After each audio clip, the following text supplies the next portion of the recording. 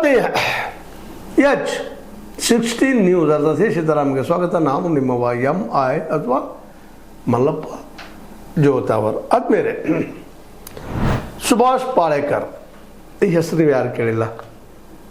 ನಿಶ್ಚಿತವಾಗಿಯೂ ಒಕ್ಕಲ್ತನ ಮಾಡುವಂಥ, ಅದರಲ್ಲೂ ಅಗ್ರಿ ಸೈನ್ಸ್ ಮಾಡಿದಂತಹ ಮತ್ತು ಒಕ್ಕಲ್ತನ ಬಗ್ಗೆ ಒಳ್ಳೆಯ ಅಭ್ಯಾಸಿಗರು ಪಾಳೇಕರ್ ಅವರನ್ನು ಪುಕುಕ ಚಪಾಳದವರು ಅವರನ್ನು ಯಾರೂ ಮರೀಲಿಕ್ಕೆ ಸಾಧ್ಯ ಇಲ್ಲ. ಅಂಥ ಒಂದು ಲಾಭದಾಯಕ ಒಕ್ಕಲ್ತನವನ್ನು ನೀವು ನೈಸರ್ಗಿಕವಾಗಿ ಮಾಡಬಹುದು ಅನ್ನೋದನ್ನು ತೋರಿಸ್ಕೊಟ್ಟವ್ರು, ಪ್ರಾಯೋಗಿಕವಾಗಿ ತೋರಿಸ್ಕೊಟ್ಟವ್ರು. ಆದರೆ ಇವತ್ತು ದುರಂತ ಏನಪ್ಪ ಅಂತಂದ್ರೆ, ನಾವೆಲ್ಲರೂ ರಾಸಾಯನಿಕ ಬೆನ್ನತ್ತಿದ್ದೀವಿ, ಜಲ್ದಿ ಕೋಟ್ಯಾಧೀಶರಾಗಬೇಕು, ಲಕ್ಷಾಧೀಶರಾಗಬೇಕು, ನಾವು ಕಾರುಗಳಲ್ಲಿ ಇಡಬೇಕು, ವಿಮಾನದಲ್ಲಿ ಹೋಗಬೇಕು ಅನ್ನೋದು ಕನಸು ಕಾಣ್ತಾ ಇದ್ದೀವಿ ನಾವೆಲ್ಲ, ನಮ್ಮ ರೈತರು. ಹೀಗಾಗಿ ಲಾಭದ ಬೆಳೆಯಾದಂತಹ ಕಬ್ಬನ್ನು ಹೆಚ್ಚು ಬೆಳೀತಾ ಇದ್ದೀವಿ. ನಾವು ಕರ್ಕೊಂಡಿವಿ ಕಬ್ಬದ ಬೆಳೆಗೆ ಲಾಭ ಭಾಳ ಅಂತೇಳಿ. ಅದು ದುರಂತ ನಾವು ತಿಳ್ಕೊಂಡು ತಪ್ಪು ಏನು ತಿಳ್ಕೊಳ್ತಾ ಇದ್ದೀವಿ ಅಂದರೆ, 1 ಟನ್ ಕಬ್ಬು ಬೆಳೆದಕ್ಕೆ ನಾವು 4,500 ಅದು 4,700 ಖರ್ಚು ಮಾಡ್ತೀವಿ. ಆದರೆ ಕೊಡ್ತಾರೆ ಎಷ್ಟವರು 3,300. ಅದು ಇತ್ತೀಚೆಗೆ ಒಂದು ದೊಡ್ಡ ಹೋರಾಟ ಆಯ್ತು ಅದಕ್ಕೆ ಗುರ್ಲಾಪುರದಲ್ಲೇ. ಅದರಲ್ಲೂ ಮುಖ್ಯವಾಗಿ ಶಶಿಕಾಂತ್ ಗುರೂಜಿ ಜೊತೆಗೆ ನಮ್ಮ ಚೋಣಪ್ಪ ಪೂಜಾರ್ ಅವರು ಅನೇಕ ರೈತರನ್ನು ಬಡಿದು ಬೆಚ್ಚಿ ತಿಳಿಸಿ ಹೇಳಿದಾಗ 3,300 ಅಂದರೆ ಇನ್ನೂ ಆದರೂ 1,200-300 ರೂಪಾಯಿ ನಮ್ಮ ಲಾಸ ರೈತಗೆ. ನಾವು ತಿಳ್ಕೊಂಡಿದ್ವಿ ಕಬ್ಬು ಬೆಳೆದ್ರೆ ನಾವು ಭಾಳ ಸಾವುಕಾರ ಹಾಕಿವಿ, ಹಾಗೆ ಹೀಗೆ ಕನಸುಗಳು. ಭಾಳ ದೊಡ್ಡ ಭೂಮಿ ಇರ್ತದೆ, 10-20 ಎಕರೆ, ಅವ್ರಿಗೆ ಅನ್ನಿಸ್ತದೆ ಲಾಭ ಅಂತೇಳಿ. ಖರ್ಚು ಕಡಿಮೆ ಇರ್ತದೆ ಅವ್ರ ಮನೆದು. ಆದರೆ 1 ಎಕರೆ 2 ಎಕರೆ ಬದುಕೋರು, ಅರ್ಧ ಎಕರೆ ಬದುಕೋರು, ಅವ್ರ ಮನೆ ನಡೆಸೋರು ಹೆವಿ ಆಗ್ತದೆ ರೀ. ಖರ್ಚು ಸಿಕ್ಕಾಪಟ್ಟೆ ಆಗ್ತದೆ, ರಿಟರ್ನ್ಸ್ ಇಲ್ಲ. ಅದಕ್ಕಾಗಿ ಆ ರಿಟರ್ನ್ಸ್ ಬರಬೇಕಾಗಿತ್ತಂದ್ರೆ ಪಾಳೇಕರ್ ಅವರು ಮತ್ತು ಜೊತೆಗೆ ಚುಕ್ಕಿ ನಂಜುಂಡಸ್ವಾಮಿಯವರು ಜೊತೆಗೆ ಚೋಣಪ್ಪ ಪೂಜಾರ್ ಅಂತವರು ಹುಡ್ಕೊಂಡಿಲ್ಲೇ ಒಂದು ಪ್ರಯೋಗ ಮಾಡಿ ತೋರಿಸೋದಕ್ಕಾಗಿ ಹುಕ್ಕೇರಿ ಕಾರ್ಯಕ್ರಮ ನಡೆಸಿದ್ರು. ಆ ಸಂದರ್ಭದಲ್ಲಿ ಮಾತಾಡಿದರು, ಇಲ್ಲ ನೀವು ನ್ಯಾಚುರಲ್, ಅದು ನಮ್ಮ ಸಗಣಿ ಗೊಬ್ಬರದಿಂದ, ಸಗಣಿ ಅದ್ರ ಜೊತೆಗೆ ಆಕಳ ಉಚ್ಚೆಯಿಂದ ನಾವು ಒಳ್ಳೆಯ ಬೆಳೆಯನ್ನು ಬೆಳಿಬೋದು, ಆರಾಮಾಗಿ ಬೆಳಿಬೋದು, ನಮ್ಮ ಖರ್ಚು ಕಡಿಮೆ ಆಗ್ತದೆ, ಅದರಿಂದ ಬಂದು ಲಾಭ ಬರ್ತದೆ ಅನ್ನೋಂಥ ಮಾತು. ಹೌದು, ಸರಿ ಅದು ತಪ್ಪಂತ ಯಾರೂ ಹೇಳೋದಿಲ್ಲ. ಸ್ವತಂತ್ರವಾದ ಮೀಡಿಯಾಗೆ ಬೇಕಾಗಿರುವುದು ಸ್ವತಂತ್ರ ಧ್ವನಿ. ಆ ಸ್ವತಂತ್ರ ಧ್ವನಿ ಉಳಿಸಲು ನೀವು ಮಾಡಬೇಕಾದದ್ದು ಇಷ್ಟೇ. ಅದೇನಪ್ಪಾ ಅಂತಂತಂದ್ರೆ, ನಿಮ್ಮ ಕೈಲಾದಷ್ಟು ಸಹಾಯ ಈ ಚಾನಲ್ಗೆ ಮಾಡಿ ಹಾಗೂ ನಿಮ್ಮ ಧ್ವನಿಯನ್ನು ಕಾಪಾಡಿಕೊಳ್ಳಿ. ಆದರೆ ಇಲ್ಲೇ ಇದು ಪರಿಹಾರನ ಅವ್ರಿಗೆ ಗೊತ್ತದ, ಇದು ಪರಿಹಾರ ಅಲ್ಲ ಅಂತೇಳಿ. ಯಾಕಂದ್ರೆ ಈಗ ನಮ್ಮ ದೇಶದ ಭೂಮಿಗಳೆಲ್ಲ ಹೆಚ್ಚು ಕಡಿಮೆ ನೀರಾವರಿ ಭೂಮಿಗಳು ಗಬ್ಬೆದ್ದು ಹೋಗಿದ್ದಾವೆ. ಹೆಚ್ಚು ಕಡಿಮೆ ಅದರಲ್ಲಿ ಗೊಬ್ಬರ ಹಾಕಿ ಹಾಕಿ ಹಾಕಿ ಹಾಕಿ ನಮ್ಮ ಭೂಮಿಯ ಶಕ್ತಿಯನ್ನು ಕಳ್ಕೊಂಡು, ಮಣ್ಣು ಶಕ್ತಿ ಇಲ್ಲ, ಅಷ್ಟು ಬೆಳೆ ಬರೋದಿಲ್ಲ. ಮತ್ತು ಅದಕ್ಕಾಗಿ 2-3 ವರ್ಷ ವೇಟ್ ಮಾಡಬೇಕು, ಭೂಮಿ ಒಗಿಬೇಕು, ಬಿಸಿಲಿಗೆ ತಿನ್ನಿಸ್ಬೇಕು, ಮಾಡಬೇಕು. 108 ಎಲ್ಲ ಹೇಳ್ತಾರೆ ನಮ್ಮ ಅಗ್ರಿಕಲ್ಚರ್ ಅಭ್ಯಾಸ ಮಾಡಿದ ಜನ. ಪಾಳೇಕರ್ ಅವರು ಅದು ಹೇಳ್ತಾರೆ, ಇಲ್ಲಂತಲ್ಲ. ಆದರೆ 2-3 ವರ್ಷ ಅದು ತಡೆಯುವಂಥ ಶಕ್ತಿ ಅದನ್ನು, ಮತ್ತು ಅದು ನಂಬುವಂಥ ಸ್ಥಿತಿಯೊಳಗೆ ಇವತ್ತು ರೈತರು ಅದಾರ ಅನ್ನೋದೊಂದು ದೊಡ್ಡ ಪ್ರಶ್ನೆ. ಹಾಗಾದ್ರೆ ಮಾಡಬೇಕಾಗಿದ್ದೇನಾ? ಇದಕ್ಕೆ ಮಾಡಬೇಕಾಗಿದ್ದೇನಪ್ಪ ಅಂದ್ರೆ, ಇದಕ್ಕೆ ಬೇಕಾದಂಥ ಮಾರ್ಕೆಟ್ ನಾವು ಮಾಡಬೇಕಾಗ್ಯದ. ಈಗಾಗಲೇ MS ಸ್ವಾಮಿನಾಥನ್ ಅವ್ರು ಮಾಡಿದ ಹಸಿರು ಕ್ರಾಂತಿ ಮತ್ತು ವೈಟ್ ಅಂದರೆ ಹಾಲಿನ ಕ್ರಾಂತಿ ಮಾಡಿ, ಹಸಿರು ಕ್ರಾಂತಿ ಮಾಡಿದ್ದರ ಏನಪ್ಪ ಅಂದ್ರೆ ವೆಸ್ಟರ್ನೈಸ್ ಎಲ್ಲ ಔಷಧಿಗಳಾಗಿರ್ಬೋದು, ಪೆಸ್ಟಿಸೈಡ್ಸ್ ಅಂತ ಹೇಳಿದ್ವಿ ಈಗಾಗಲೇ, ಅಥವಾ ಗೊಬ್ಬರಗಳಾಗಿರ್ಬೋದು, ರಾಸಾಯನಿಕ ಗೊಬ್ಬರಗಳು ಹಾಕುವಂಥದ್ದು, ಇದನ್ನೆಲ್ಲ ನಮ್ಮಲ್ಲಿ ನಮ್ಮ ಭೂಮಿಗೆ ತಿನ್ನಿಸಿ ನಮ್ಮ ಭೂಮಿ ಏನೋ ಬಲಿಷ್ಠ ಆದರೂ ನಮಗೆ ಬೆಳೆ ಬಂತು, ಅಡ್ಡಿ ಇಲ್ಲ. ಯಾಕಂದ್ರೆ ಈ ಪೂರ್ವದಲ್ಲೇ ಭೂಮಿ ಕಡಿಮೆ ಇತ್ತು, ಒಕ್ಕಲ್ತನ ಮಾಡೋರು ಸಾಕಷ್ಟು ಇದ್ರು ಸಹಿತ ನೀರಾವರಿ ಇರಲಿಲ್ಲ. ಹೀಗಾಗಿ ಬಡತನ ಇತ್ತು. ಯಾವ ಕಾಲಕ್ಕೂ ಬಡತನದ ರೈತಗೆ. ನಾವು ತಿಳ್ಕೊಂಡಿದ್ವಿ ಹಿಂದೆ ಭಾಳ ಸಮೃದ್ಧಿಯಿಂದ ಇದ್ದರು ಅಂತೇಳಿ. ಹಾಗಾದರೂ ಅವತ್ತಿನ ಆಳರಸರು, ಇನ್ನುಳಿದವರು ಪಾಪ ರೈತನ ಅಟಭಾಗ್ಯನ ನೋಡ್ರಿ, ನಮ್ಮ ಅಶೋಕನ ಶಾಸನದಲ್ಲಿ ಬರ್ತದೆ ಅಟಭಾಗ್ಯನ ಅಂತೇಳಿ. ಅಂದ್ರೆ 1 ಕಿಲೋ ಬೆಳೆದಪ್ಪ ಅಂದ್ರೆ, ಒಂದು ಏನೋ ಜೋಳ ಗೋಧಿ ಏನೋ ಬೆಳೆದ್ರೆ ಅದರ 8 ಭಾಗ ಮಾಡಿ 1 ಭಾಗ ರಾಜ ಕೊಡಬೇಕು.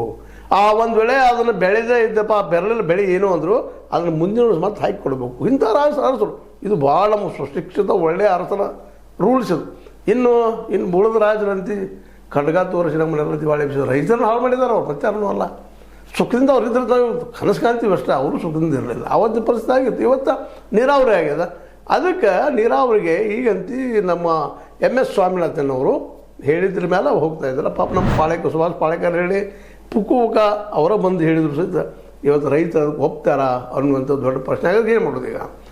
ಏನು ಮಾಡೋದು? ಏನಿಲ್ಲ. ಇದಕ್ಕೆ ಇರೋದಂಥದ್ದು ಏನಪ್ಪ ಅಂದ್ರೆ, ರೈತರಲ್ಲೇ ಒಂದಿದ್ದು ಈಗ ನೋಡ್ರಿ, ಒಂದು ವೇಳೆ ಹಂಗೆ ಯಶಸ್ವಿ ಇತ್ತಿತ್ತಂದ್ರೆ ನಮ್ಮ MSc ಅಗ್ರಿ ಆದಂಥವರು, BSc ಅಗ್ರಿ ಆದಂಥವರು ಎಷ್ಟು ಜನ ಭೂಮಿಗೆ ಬಂದು ಇವತ್ತು ದುಡಿತಾ ಇದ್ದಾರೆ. ಒಳ್ಳೆ ಅಭ್ಯಾಸ ಮಾಡಿದಾರಲ್ರಿ ಅವರು, ಮಾಸ್ಟರ್ ಡಿಗ್ರಿ ಮಾಡಿದ್ದಾರೆ, ಬ್ಯಾಚುಲರ್ ಡಿಗ್ರಿ ಮಾಡ್ಕೊಂಡಿದ್ದಾರೆ. ಅವ್ರು ಯಾರೂ ಇಲ್ಲಿ ಅಗ್ರಿಕಲ್ಚರ್ ಮಾಡೋಕ್ಕೆ ಬರೋದಿಲ್ಲ, ಯಾಕಂದ್ರೆ ಲಾಭ ಇಲ್ಲಲ್ಲೇ. ಅದಕ್ಕೆ ಲಾಭದ ಮಾರ್ಕೆಟ್ ಮಾಡೋದು ಹೆಂಗೆ, ಇದ್ರ ಬಗ್ಗೆ ನಾವು ಇವತ್ತು ಚಿಂತನೆ ಮಾಡ್ಬೇಕಾಗದ. MS ಸ್ವಾಮಿನಾಥನ್ ಪರಿಹಾರ ಕೊಟ್ಟಿದ್ದಾರೆ, C2+2 ಅಂತ ಕೊಟ್ಟಿದ್ದಾರೆ. ಆ ಪರಿಹಾರ ಏನಪ್ಪ ಅಂತಂದ್ರೆ ಬೆಳೆದ ಬೆಳೆಗೆ ಅಲ್ಲಿ ಲೆಕ್ಕ ಹಾಕ್ಕೊಂಡು ಎಷ್ಟು ಖರ್ಚು ಬಂತು, ಅದರ ಗೊಬ್ಬರ ಖರ್ಚು ಎಷ್ಟಾಯಿತು, ಆಳುಗಳಿನ ಖರ್ಚು ಎಷ್ಟಾದವು, ಅದು ಲೆಕ್ಕ ಮಾಡಿ ಅದ್ರ ಮೇಲೆ 50%.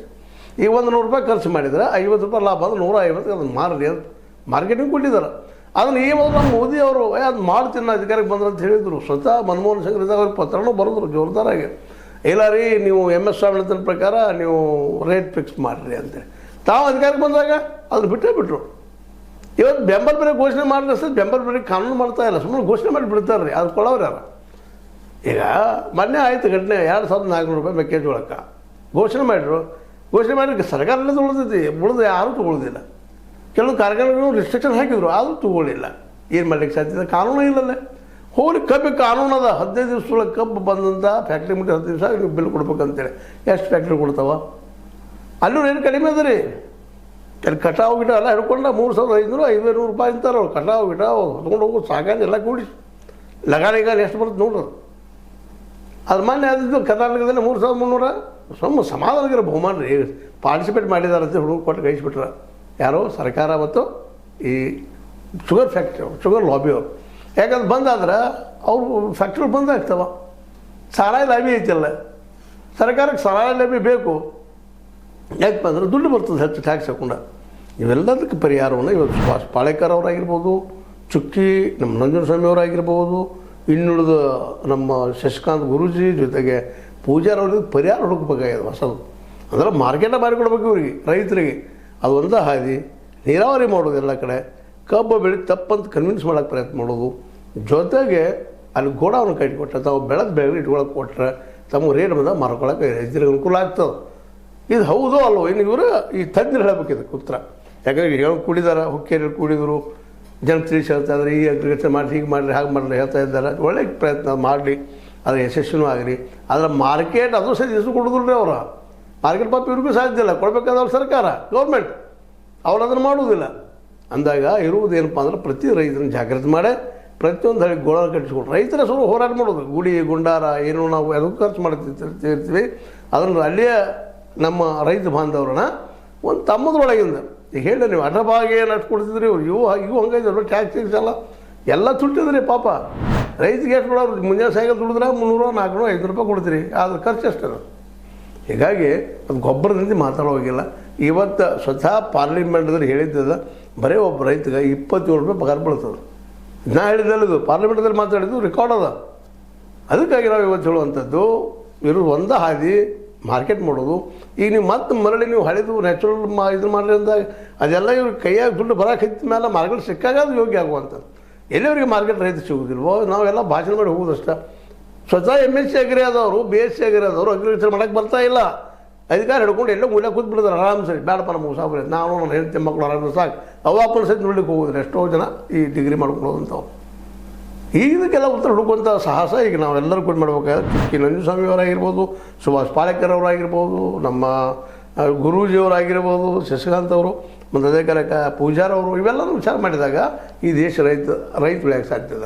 ರೈತ ಉಳಿಬೇಕಾದ್ರೆ ರೈತ ಕೈಯಾಗ ಅಧಿಕಾರ ಬೇಕು. ಇವೆಲ್ಲ ಕಾನೂನು ಆಗಬೇಕಾದ್ರೆ ರೈತ ಅಧಿಕಾರಕ್ಕೆ ಬಂದಾಗ ಆಗೋದು. ಮತ್ತು ನಮ್ಮಲ್ಲಿ ಒಕ್ಕಟ ಇಲ್ಲ, ಒಂದೇ ಇಲ್ಲ. ನಾವು ರೈತರ ಒಂದಂದ್ರೆ 70% ಇದೀವಿ ನಾವು ರೀ. ನಮ್ಮದು ಸರ್ಕಾರ ಆಗ್ತದೆ. OBC SC ST ರೈತ ಕೂಡಿ ಸಾಕು, ಮತ್ತು ಮೈನಾರಿಟಿ ನೀವು ಅಧಿಕಾರ ನೀವೇ ಅದರದ್ದು ಮಾಡಿ ಕೊಡೋದಿಲ್ಲ ವ್ಯವಸ್ಥೆ ಅನ್ನೋದಷ್ಟೇ ಸತ್ಯದ. ಇದು ನಮ್ಮ ಸುಭಾಷ್ ಪಾಳೇಕರ್ ಅವ್ರಿಗೆ ಗೊತ್ತಿಲ್ಲ ಅಂತಲ್ಲ. ನಮ್ಮ ಅದೇ ಕಾಲಕ್ಕೆ ಚುಕ್ಕಿ ನಂಜನಸ್ವಾಮಿ ಅವ್ರ ತಂದೆ ಅವರಂತೂ ಮಹಾನ್ ಪ್ರೊಫೆಸರ್ ಅವ್ರಿಗೆ ಗೊತ್ತಿದ್ದನ. ಆದರೆ ಅವ್ರು ಸೋತಿದ್ದೇಲಪ್ಪ ಅಂತಂದ್ರೆ ಒಗ್ಗಟ್ಟು ಮಾಡುವಲ್ಲೇ, ರೈತರ ಒಗ್ಗಟ್ಟು ಮಾಡಿ ಹೋರಾಟ ಹಚ್ಚುವಲ್ಲೇ, ಮತ್ತು ಪ್ರತಿಯೊಂದು ಹಳ್ಳಿಗೂ ಅಲ್ಲಿ ದುಡ್ಡನ್ನು ತೊಗೊಂಡು ಅಲ್ಲೇ ಗೋಡೌನ್ಗಳು ಮಾಡಿ ಬೆಳೆದ ಬೆಳೆ ಇಟ್ಕೊಂಡು ರೇಟ್ ಬಂದಾಗ ಮಾರುವಂಥದ್ದು. ರೋಡ್ಗಳಂತೆ ಆಗಿದಾವೆ ಇವತ್ತು ಸಾಕಷ್ಟು. ಇದ್ರೆ ಕಾಂಗ್ರೆಸ್ ಸರ್ಕಾರದಿಂದ ಆಗಿರ್ಬೋದು, ಮೋದಿಯವರಿಂದ ಡೆವಲಪ್ಮೆಂಟ್ ಅಂದರೆ ರೋಡಿಗೆ ಹಾಕಿದ ದುಡ್ಡೆಲ್ಲ. ಆ ರೋಡ್ಗಳ ಮೂಲಕ ಇವತ್ತು ಯಾವ ವ್ಯಾಪಾರ ಬರ್ತಾನೆ ಕೊಂಡ್ಕೊಂಡು ಹೋಗ್ತಾನೆ ಇವೆಲ್ಲ ಗೋಡೌನ್ಗಳಿಗೆ ಅಲ್ವಾ. ಯಾಕಂದ್ರೆ ಈಗಾಗಲೇ ನಮ್ಮ ಮೋದಿಯವರು ಅದಾನಿಗೆ ಗೋಳಾನ ಕಟ್ಟಿ ಕೊಡೋಕೆ ಸಾಲ ಕೊಡಿಸಿದ್ರೆ ಸಾಕಷ್ಟು ಹರಿಯಾಣದಲ್ಲಿ ಅದು ಬೇಕಾದ್ರೆ ತೆಗೆದು ನೋಡ್ರಿ ಅದನ್ನೆಲ್ಲ ಅವು ಪೂರ ಅದಕ್ಕೆ 3 ಕಾಲೆ ಕಾನೂನು ಅಂತ ಎಲ್ಲ ರೈತರು ಸಿಡಿದಿದ್ದರು. ಪಂಜಾಬ್ ಮತ್ತು ಹರಿಯಾಣ ರೈತರು ಜೊತೆಗೆ ನಮ್ಮ ಪಶ್ಚಿಮ UP ರೈತರು ಅದು ಮಾಡಿದಾಗ ಅಲ್ಲಿ ನಿಂತದ ಚಾರ್ ಸುಫಾರ್ ಆಗಿದ್ದಾರೆ ಮೋದಿ ಅವ್ರದ್ದು. ಅವು ಕಾನೂನು ಮತ್ತೆ ಬರ್ತಿದ್ದು ಅಂದ್ರೆ ಕಾರ್ಪೊರೇಟ್ಗೆ ಯಾಕೆ ಕೊಟ್ಬಿಡೋರೆಲ್ಲ ಪೂರ ಇಡೀ ದೇಶದ ರೈತನ ಇದು ಭಾಳ ಭೀಕರ ಅದು. ಇದನ್ನೆಲ್ಲನೂ ಇವತ್ತು ಚರ್ಚೆ ಮಾಡುವಂಥದ್ದು ಅನಿವಾರ್ಯದ. ಸುಭಾಷ್ ಪಾಳೇಕರ್ ಅಂತವರು, ಚುಕ್ಕಿ ನಂಜುಂಡಸ್ವಾಮಿ ಅಂತವರು, ಅದೇ ಕಾಲಕ್ಕೆ ಇನ್ನುಳಿದ ಅನೇಕ ರೈತ ಪರ ಚಿಂತನೆ ಮಾಡುವವರು ಈ ದಿಶೆಯಲ್ಲಿ ಮುಂದುವರೆದ್ರೆ ಉತ್ತಮ. ಅವ್ರ ಮಾರ್ಕೆಟ್ ಅವ್ರ ಕೈ ಕೊಡಿಸೋಕೆ ಸಾಧ್ಯ ಇದೆ. ನಾನು ನಿಮ್ಮಿಂದ ಈ ಸರ್ಕಾರದ ಮೇಲೆ ಒತ್ತಡ ತರಕ್ಕೆ ಸಾಧ್ಯ ಇಲ್ಲ. ಸರ್ಕಾರ ಒತ್ತಡ ಆಗಬಾರ್ದು. ನಮ್ಮದೇ ಸರ್ಕಾರ, ರೈತ ಸರ್ಕಾರ, ದುಡಿಯೋರ ಸರ್ಕಾರ ಆದಾಗ ಮಾತ್ರ. ಅದಾಗೋದು ಯಾವಾಗ? ಒಂದಾದಾಗ ಪ್ರತಿಯೊಂದು ಹಳ್ಳಿಗೆ ಗೋಳಾವನ ಆದಾಗ ಮಾರ್ಕೆಟ್ ಬರ್ತದೆ. ಆರ್ಥಿಕ ಭ್ರಷ್ಟಾಚಾರ ಅಧಿಕಾರ ಬಂತಂದ್ರೆ ಸರ್ ತಮ್ಮ ಬೇಕಂತ ಕಾನೂನು ಮಾಡ್ಲಿಕ್ಕೆ ಸಾಧ್ಯ ಇದೆ ಅಲ್ವಾ? ಏನಂತೀರಿ? ಚುಕ್ಕಿ ನಂಜುಂಡಸ್ವಾಮಿಯವರ, ಸುಭಾಷ್ ಪಾಳೇಕರ್ ಅವರ, ನಮ್ಮ ಪೂಜಾರ್ ಅವರ, ನಮ್ಮ ಶಶಿಕಾಂತ್ ಗುರೂಜಿಗಳ, ಇನ್ನುಳಿದ ಎಲ್ಲ ತಜ್ಞರು ಇದಕ್ಕೆ ದಯವಿಟ್ಟು ಉತ್ತರ ನೀಡಲಿ ಅಂತ ಹೇಳ್ತಾ, ಇದು ನಿಮ್ಮ ಲೈಕ್ ಆಗಿರ್ಬೋದು. ಈ ಮಕರ ಸಂಕ್ರಮಣ ಸಂದರ್ಭದಲ್ಲೇ ಶುಭಾಶಯ ಹೇಳ್ತಾ, ಇದು ನಿಮ್ಮ ಲೈಕ್ ಆಗಿರ್ಬೋದು. ಲೈಕ್ ಮಾಡಿ, ಶೇರ್ ಮಾಡಿ, ಕಾಮೆಂಟ್ ಮಾಡಿ, ಜೊತೆ ಸಬ್ಸ್ಕ್ರೈಬ್ ಆಗೋದನ್ನು ನಿಲ್ಲಿಸ್ಬೇಡ್ರಿ. S60 ನ್ಯೂಸ್ ಅರ್ಥ ಇದು ಸತ್ಯದ ಕೈಗಂಡಿ ವಂದನೆಗಳು.